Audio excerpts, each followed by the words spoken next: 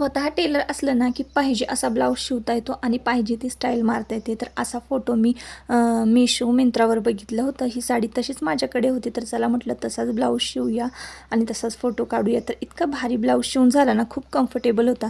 चला आता आखाड महिना लागलेला आहे, तर झटपट एक रेसिपी तुमच्याबरोबर शेअर करते. तर यामध्ये अंडा करी मसाला घेतलेला आहे, घरगुती लाल तिखट, मीठ, हळद, बारीक चिरलेलं लसूण घेतलेला आहे, एका टोमॅटोची प्युरी आणि कोथिंबीर घेतलेली आहे, 5 ते 6 बटाटे शिजवून घेतलेले आहेत, अंडीसुद्धा शिजवून घेतलेली आहेत.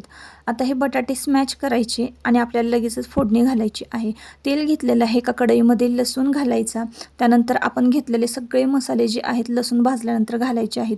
ही अंडा करी करायला इतकी सोपी आहे ना, आणि आखाड महिन्यामध्ये तुम्ही अशी कधीतरी रेसिपी करून बघा. कुठल्याही प्रकारचं वाटण करावं लागत नाही. लसूण भाजला, सगळे मसाले भाजले की टोमॅटोची प्युरी भाजून घ्यायची आणि कोथिंबीर घालायची, स्मॅश केलेला बटाटा जो आहे तो घालायचा आणि मस्तपैकी करी तयार करायची.